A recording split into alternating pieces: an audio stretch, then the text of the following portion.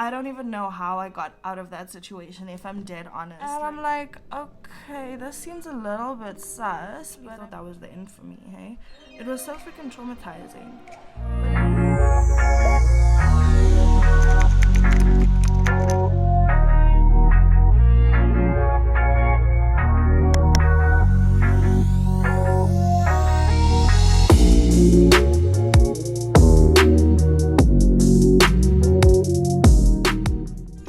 Hey everybody, and welcome back to my channel. If you're new here, don't forget to subscribe, like, comment and share. And if you're a returning subscriber, welcome back as always. Also, don't forget to like, comment and share. So as you can see, I'm completely barefaced. I realized that I don't come on camera a lot like as I am, so here I am.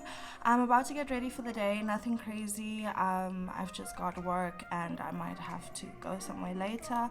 So I thought I had a fun story to share with you guys that actually popped up in my head this morning. So I thought, let me quickly film this and share the story with you guys while I'm getting ready. So welcome to my get ready with me story time, I suppose. Alright, so basically the story time I want to talk about, as you can see by the title of this video, is the time that I almost got kidnapped twice by taxis in South Africa. So yeah, it sounds kind of crazy, and it really was, and I really hope that this video can bring awareness to it.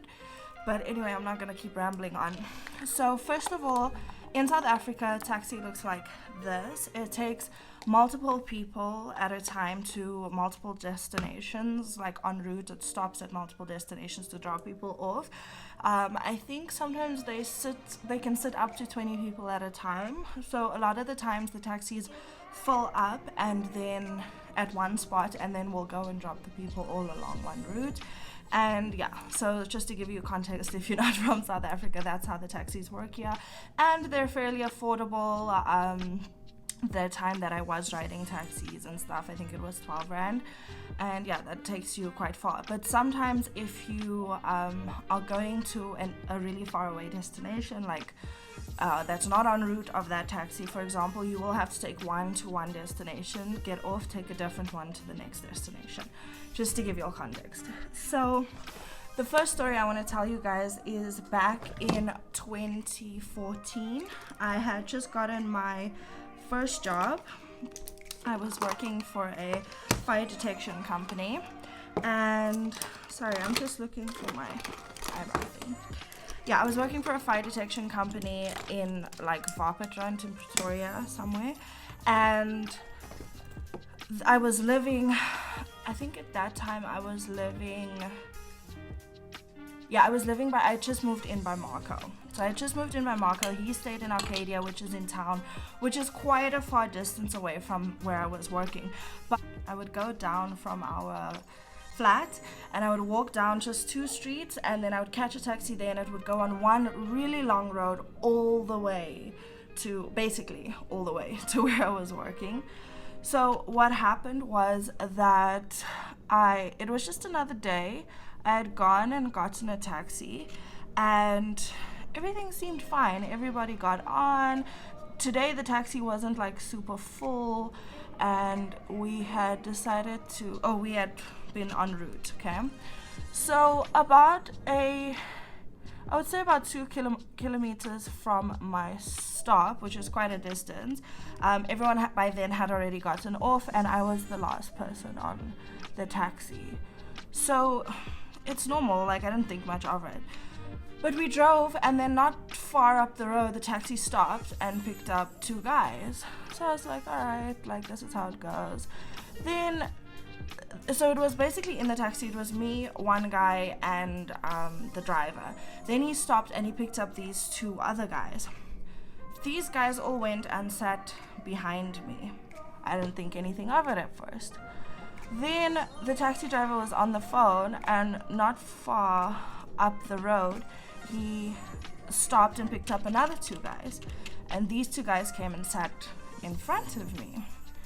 And I'm like, okay, this seems a little bit sus, but I mean, you know, I've never been in a taxi where it was just all males.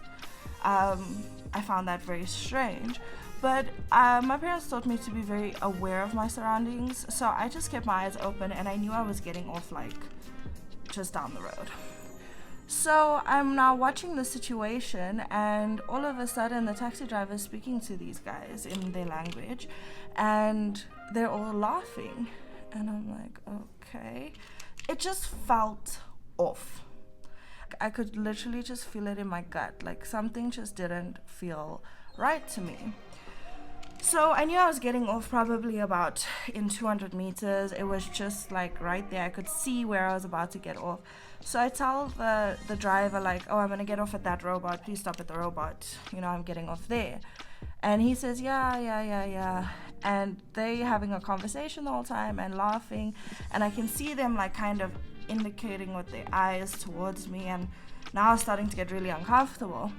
So I ended up standing up because there's quite a lot of room in the taxi, and just standing because I knew I was about to just get off. And I go and I stand close to the door, like ready to like fucking jump if I have to jump. So I'm standing there, and this driver literally passes the robot where I asked him to stop. And I'm like, excuse me, I asked you to stop. And he just starts laughing, and all the guys in this taxi start laughing. And I start to stress, and I'm like I'm gonna have to jump. Like, there's no way I'm like going to go to wherever they're going. So I start swearing at him, and I'm like, stop, just stop it, stop. Like, I said you must stop, I said the robot. And I'm like losing my mind. Now I can get quite intimidating when I start to speak Afrikaans and like let my full roots come out. So at that point, like, he just stopped, like dead stopped on this road, and I just got out.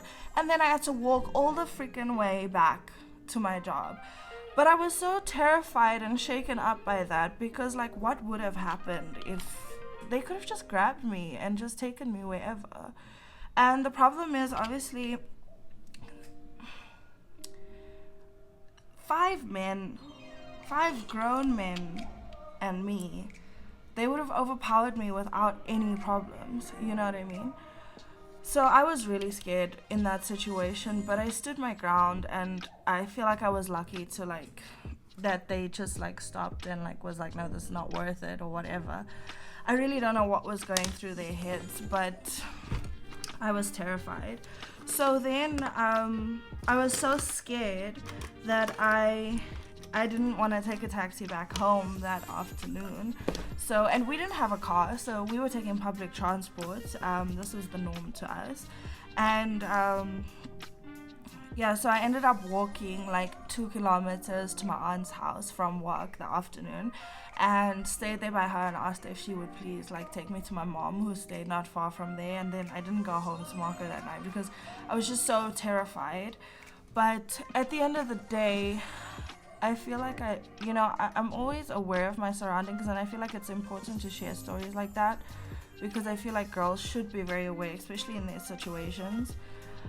But yeah, that was the first time I almost got freaking kidnapped, and although I think it's subject to opinion, that's how I felt, and that was my opinion on what happened.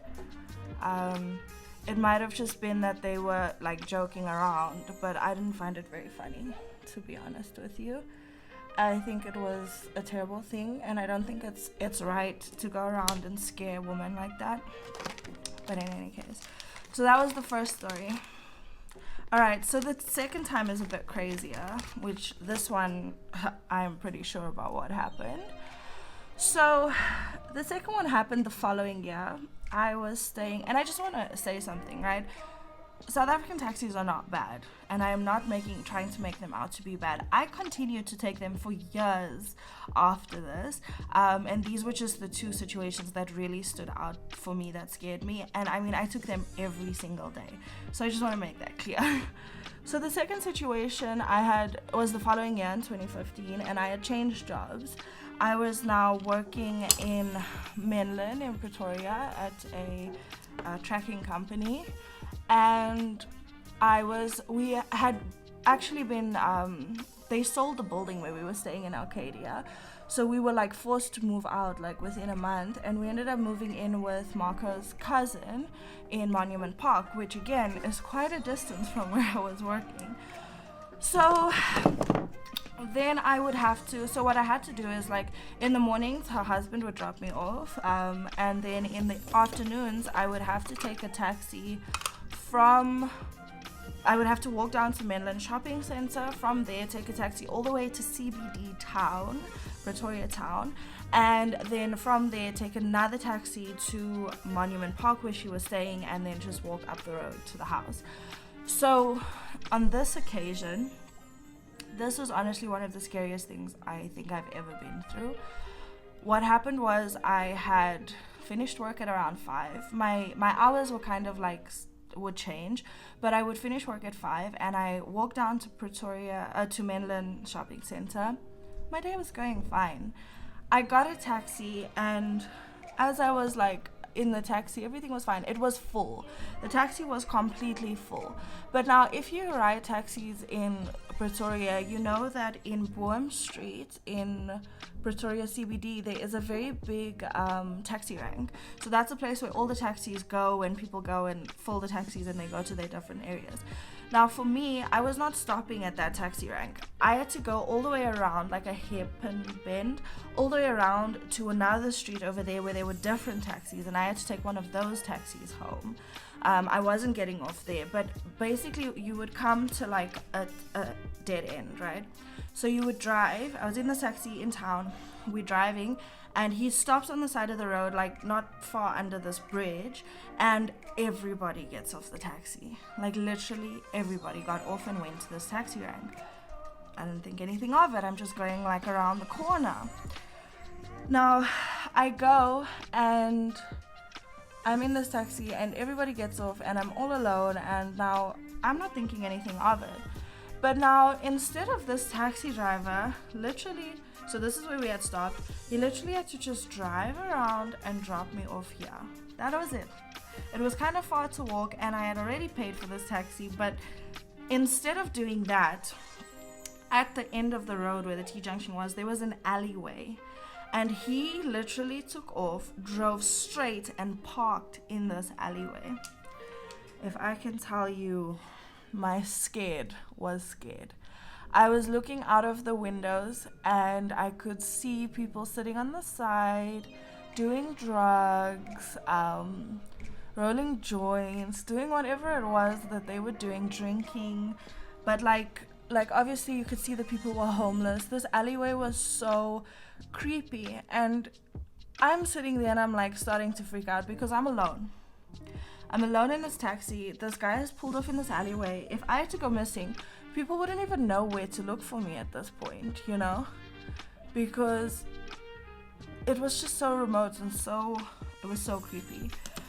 So anyway, what happened was that this guy approaches the taxi, this other guy, and he's talking to the taxi driver, and they're laughing and they're speaking in their language, and once again this taxi driver is signaling to this guy with his eyes, like there's a girl in the back, like I could see him going like that, you know? And I'm watching the situation and I'm starting to stress. So once again, my roots come out and I'm like, oh no, y'all ain't gonna think I'm some little white girl that y'all gonna come and take, like y'all have me all confused. So I stand up and I go towards the door and I'm like, open this door. Because since when do they lock taxi doors? Since when? So that was already a sign for me that this is where I was gonna die. This is where I got kidnapped. This is where they're gonna take me. This is the end for me. So in any case, I'm like, open this door and let me out. I'm like, and now the problem is this, right? I don't have any more money on me. I literally had my 12 rand for that taxi. I had my 12 rand for the next taxi, and that was it. If I had to get off there and take another taxi to where I was supposed to go to, like around the corner, I wasn't gonna have enough money to get home. So basically I was gonna have to walk from where I was, that creepy hallway, hope not to get grabbed. And I mean, Pretoria CBD is not the safest place. There's a lot of crime there, you know? And so I'm like stressing, like, okay, I'm gonna get out and I'm gonna walk and I'm just going to like hope for the best, because I don't have any more money on me to take any more taxis. And it's just like, it was like half an hour's walk to where I needed to be to get the next taxi to go home. So I'm losing my mind. So then obviously I switched to Afrikaans. I start sounding like super intimidating, super colored, super, you know, heavy. And I start losing my mind, and this guy is just like, what the hell? And I'm like, just open the door, I'm gonna get out, like, it's fine, just open the door, you can keep the money, I'm going, I need to go there, what. And the worst part is, when I was speaking to him the first time to say like, what's going on, like, I'm supposed to go there, I told you I'm going there, he like straight ignored me.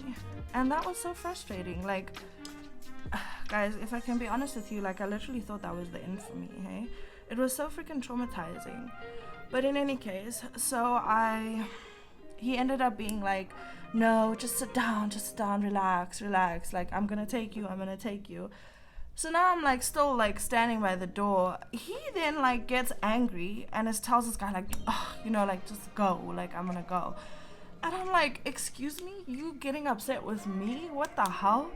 So then he ends up like driving straight through the alleyway all the way around, but like, I'm on my freaking nerves this whole time. He pulls all the way around and goes and drops me off, right? If I can tell you, I was shook. I got into the next taxi, but now it was late because this guy had been, I left my work at 5. By the time I was here, it was probably 6:30. It was getting dark already. I was freaking out. I was literally shaking. I ended up getting into the next taxi, and I sat on like a single seat. It was one of those that had like single seats on the one side, and I'm like sitting there, and I'm just like in a dwell, like off into my own world. And basically then this couple is sitting like next to me, and the guy could see I wasn't okay, and he just turned to me and he's like, is everything okay? And I just like burst out crying. I was so scared. Like, I don't even know how I got out of that situation, if I'm dead honest. Like, that could have been so ugly, but I'm very grateful that everything worked out.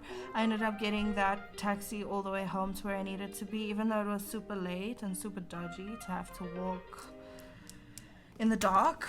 But I did it, and I'm okay, and we learned from it. I haven't experienced anything like that since. A couple years later, we only ended up getting a car, so I did end up driving taxis for a long time after these situations. But if I can tell you, I was on edge every single time. It was absolutely crazy. But yeah, that's my experience. So that's basically everything. Those are the 2 times I almost got kidnapped on a South African taxi. It was honestly terrifying. Honestly terrifying. Let me just finish my makeup and I'll be right back. Alright, so I just added some blush, mascara and lipstick, and I'm done and I'm ready for the day. But yeah, that was my experience on the South African taxis, and only too bad.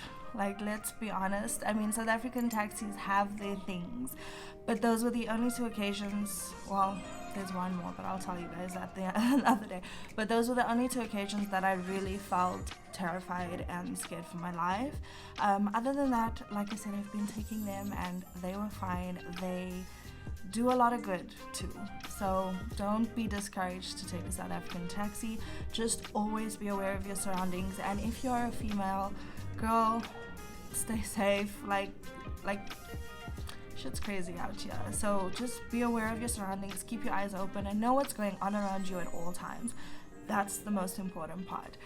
But I hope you guys really enjoyed this video, these crazy stories, and I will see you guys in my next one. Bye.